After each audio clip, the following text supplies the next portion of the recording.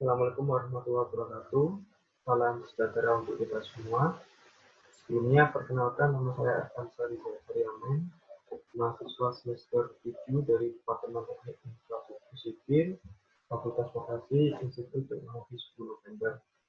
Ini saya akan mempresentasikan mengenai proposal proyek akhir sebagai tugas mata kuliah tata tulis, sekaligus sebagai persyaratan untuk mendaftar proposal proyek akhir.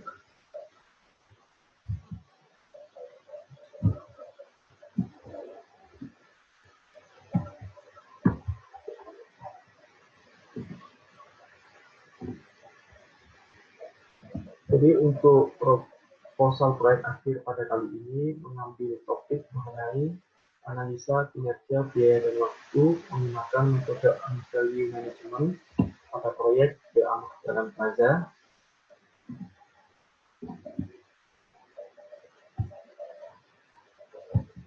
Untuk objek tinjauan untuk pemilik proyek sendiri yaitu SD Muhammadiyah 4 Bujang dengan nama proyek The Ahmad Dahlan Plaza, fungsinya sebagai gedung sekolah 7 lantai. Lokasi proyek di Jalan Bujang Anom, nomor 3 Kertajaya, Kecamatan Bidul, Kota Surabaya, dengan nilai kontrak 28.921.396.000 dengan durasi pelaksanaan 53 minggu. Ini sedikit gambaran mengenai peta lokasi proyek dan juga set plan lokasi proyek, dan juga beberapa gambar tampak utara, tampak barat, timur, dan juga selatan dari proyek Ahmad Dahlan Plaza. Untuk daftar isi ataupun outline pembahasan pada presentasi kali ini adalah mengenai bab 1 pendahuluan yang di dalamnya terdapat latar belakang, tulisan masalah, tujuan, batasan masalah dan juga manfaat. Kemudian bab 2 tinjauan pustaka yang di dalamnya terdapat uraian umum, kemudian penjelasan mengenai konsep value, penilaian kinerja dan juga estimasi biaya dan waktu. Kemudian bab 3 mengenai metodologi, membahas tentang kerangka pemikiran, uraian metodologi, metode analisa dan juga flowchart. Kemudian bab 4 membahas tentang jadwal kegiatan. Untuk bab satunya, jadi industri konstruksi merupakan suatu sektor yang penting dalam pertumbuhan ekonomi dan penduduk di suatu negara. Karena industri konstruksi menghasilkan infrastruktur yang memudahkan aktivitas manusia. Kita juga bisa lihat dari rencana strategis kepengurusan Pak Joko Widodo pada periode 2020 hingga 2024, bahwasanya untuk kepengurusan beliau masih terfokus pada pembangunan infrastruktur di Indonesia.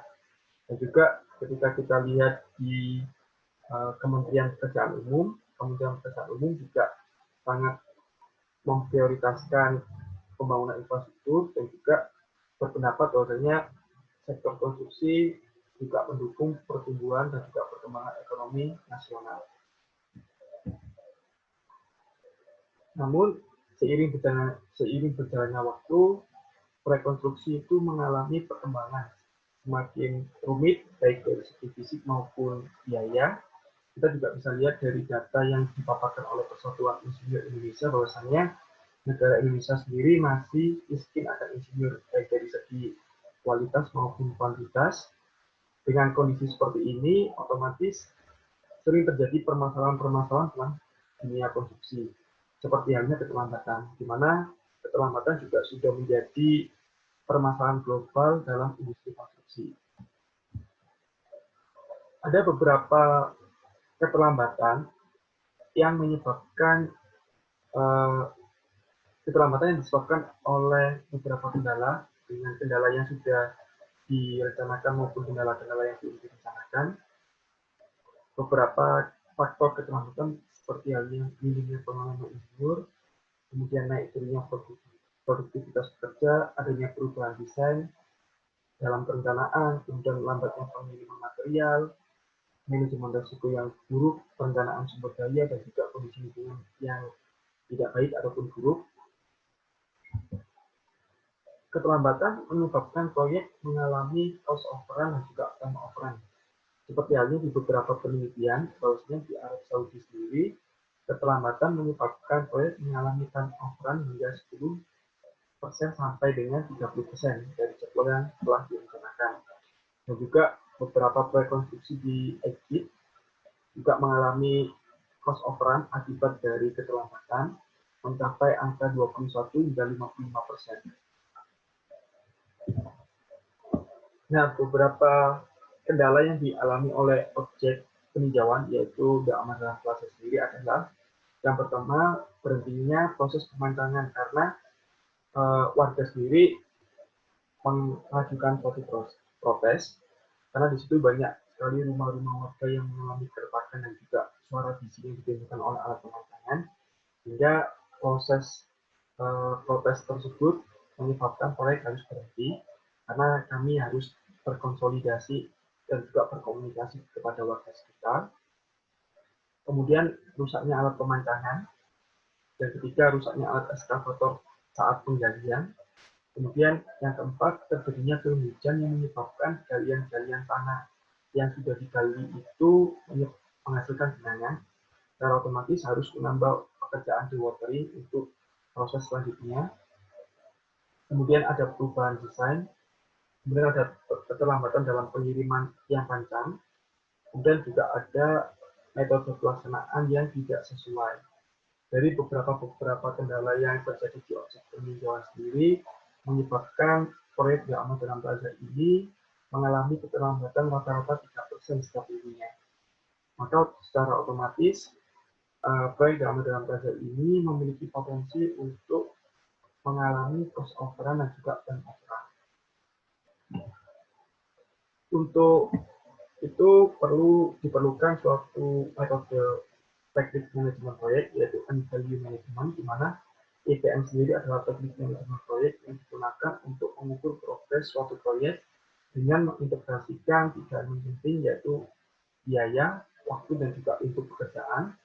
Adapun ada beberapa fungsi dari value sendiri adalah yang pertama mengukur progres suatu proyek, kemudian menganalisa penyimpangan biaya, menganalisa penyimpangan waktu, kemudian mengetahui indeks performansi biaya, mengetahui indeks performansi waktu, kemudian dapat mengestimasi biaya yang dibutuhkan proyek hingga akhir, dapat mengestimasi waktu yang dibutuhkan proyek hingga akhir, serta sebagai early warning system suatu proyek bahwasanya proyek mengalami keterlambatan dan berpotensi untuk mengalami turnover dan juga cost overrun.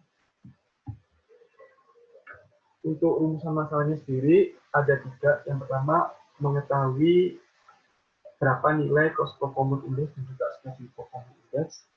Yang kedua, berapa estimasi biaya yang dibutuhkan proyek hingga akhir. Yang ketiga, berapa estimasi waktu yang dibutuhkan proyek hingga akhir pelaksanaan. Adapun untuk tujuannya tentunya mengetahui cost performance index dan juga schedule performance index, dan mengetahui estimasi biaya yang dibutuhkan proyek hingga akhir, dan juga mengetahui estimasi waktu yang dibutuhkan proyek hingga akhir. Untuk batasan masalah, yang pertama untuk peninjauan sendiri dilakukan pada minggu ke-5 hingga minggu ke-25 saat sesuai dengan jadwal proyek, kemudian menggunakan metode analisa value management, dan kami menggunakan progres mingguan berdasarkan progres mingguan pengawas proyek. Untuk manfaatnya, yang pertama memberikan wawasan kepada penulis dan juga referensi bagi pembaca mengenai penggunaan konsep value management, serta memberikan perkiraan biaya dan waktu yang dibutuhkan proyek di Amaran Plaza hingga akhir pelaksanaan. Untuk bab 2-nya mengenai tinjauan pustaka, jadi yang pertama, value management merupakan suatu metode untuk menganalisa dan mengukur efektivitas kinerja suatu proyek. EVM digunakan untuk memantau progres dengan mempertimbangkan faktor biaya dan waktu. EVM dapat memberikan sinyal kepada manajer proyek untuk mengetahui masalah yang berpotensi menyebabkan penambahan biaya dan waktu. Jadi ketika kita lihat di perbandingan antara grafik manajemen tradisional dan juga grafik manajemen konsep value, ketika di manajemen tradisional hanya terdapat 2 kurva, yaitu kurva rencana dan juga kurva aktual. Namun pada konsep value sendiri ya terdapat satu tambahan kurva, yaitu tambahan kurva value sendiri. Nah, ada beberapa istilah penting dari value sendiri seperti cost variance atau analisa penyimpangan biaya, kemudian schedule variance, analisa penyimpangan waktu, ada cost performance index, schedule performance index, dan juga estimate at completion. Ini ada beberapa istilah yang menjadi poin-poin penting di konsep value sendiri. Kemudian ada 3 elemen utama dalam menganalisa kinerja suatu proyek menggunakan metode value management. Yang pertama yaitu flat value atau biasanya disebut VCWS, adalah anggaran biaya yang dialokasikan berdasarkan rencana kerja yang telah disusun terhadap waktu tertentu. VCWS merupakan akumulasi dari anggaran biaya yang direncanakan untuk pekerjaan dalam periode tertentu. VCWS pada akhir proyek biasanya disebut sebagai BAC ataupun budget at completion. Adapun untuk rumus mencari PV adalah kumulatif bobot rencana dikalikan dengan BAC-nya sendiri. Kemudian yang kedua yaitu value EV atau biasa juga dikenal BPWP, merupakan nilai yang diterima dari penyelesaian pekerjaan selama periode tertentu. BPWP dihitung dari akumulasi pekerjaan yang sudah dikerjakan. Untuk rumus value sendiri yaitu kumulatif bobot realisasi dikalikan dengan PAC-nya sendiri. Kemudian untuk elemen ketiga yaitu actual cost AC atau biasa juga dikenal dengan ACWP, adalah pengeluaran keseluruhan yang dikeluarkan selama periode tertentu. Actual cost sendiri adalah penjumlahan antara biaya langsung dan juga biaya yang tak langsung yang dikeluarkan oleh proyek. Kemudian ada beberapa istilah penting juga yaitu analisa varian atau biasa disebut dengan analisa penyimpangan, di mana analisa penyimpangan atau analisa varian sendiri terbagi menjadi dua, yaitu schedule varian atau penyimpangan terhadap waktu, dan juga cost varian penyimpangan terhadap biaya. Untuk schedule varian sendiri adalah ukuran kinerja jadwal yang dinyatakan sebagai selisih antara nilai yang diperoleh dengan nilai yang direncanakan. Untuk schedule varian sendiri, dia berfungsi untuk menunjukkan kapan proyek berada di depan ataupun lebih cepat maupun proyek berada di lebih lambat dari jadwal yang telah direncanakan sebelumnya. Untuk rumus dari schedule variance adalah value dikurangi dengan that value. Kemudian yang kedua adalah analisa varian waktu atau biasa dikenal dengan cost varian, adalah jumlah defisit ataupun surplus anggaran pada suatu titik waktu tertentu. Dinyatakan sebagai selisih antara nilai EC dikurangi dengan actual cost. Untuk penyimpangan biaya sendiri berguna menunjukkan kapan proyek mengalami defisit maupun proyek mengalami surplus pada anggaran yang telah ditentukan sebelumnya. Untuk beberapa keterangan mengenai schedule varian dan juga cost varian adalah ketika schedule varian nilai 0, maka proyek sedang berjalan tepat sesuai dengan yang direncanakan. Ketika schedule varian bernilai positif, maka proyek berada lebih cepat dari perencanaan, dan ketika schedule varian bernilai negatif, maka proyek berjalan lebih lambat daripada yang sudah direncanakan. Begitu juga untuk cost variance atau penyimpangan biayanya, ketika bernilai 0, maka biaya yang dikeluarkan proyek sama dengan biaya yang sudah direncanakan sebelumnya. Ketika bernilai positif, maka biaya yang dikeluarkan proyek lebih murah ataupun lebih di bawah dari apa yang sudah direncanakan. Untuk ketika bernilai negatif, maka biaya yang dikeluarkan proyek lebih dari yang sudah direncanakan sebelumnya. Kemudian untuk analisa yang tidak kalah penting yaitu schedule performance index dan juga cost performance index. Analisa indeks performance sendiri digunakan untuk mengetahui faktor efisiensi kinerja waktu dan biaya. Yang pertama ada schedule performance index, adalah ukuran efisiensi jadwal yang dinyatakan sebagai perbandingan antara nilai yang diperoleh atau value dibanding dengan nilai yang sudah direncanakan, yaitu value. Nilai tersebut nanti akan mengukur dan juga menunjukkan seberapa efisiensi tim proyek dalam menyelesaikan suatu pekerjaan. Kemudian yang kedua yaitu cost performance index atau efisiensi biaya sumber daya yang dianggarkan. Dinyatakan sebagai perbandingan antara end value atau nilai yang sudah diperoleh dibanding nilai yang direncanakan atau actual cost. Jadi nanti hasilnya akan mengetahui efisiensi biaya untuk pekerjaan yang telah diselesaikan. Untuk penjelasan mengenai schedule performance index dan juga cost performance index adalah ketika schedule performance index lebih besar daripada 1, maka proyek memiliki efisiensi kerja yang bagus, artinya proyek lebih cepat daripada yang direncanakan. Ketika SPI bernilai sama dengan 1, maka proyek berjalan sesuai dengan perencanaan. Ketika SPI bernilai dari kurang dari 1, maka proyek berjalan lebih lambat ataupun terlambat dari schedule yang sudah direncanakan. Untuk cost performance index sendiri, ketika memiliki nilai lebih dari 1, maka biaya yang dikeluarkan proyek lebih rendah daripada biaya yang sudah direncanakan.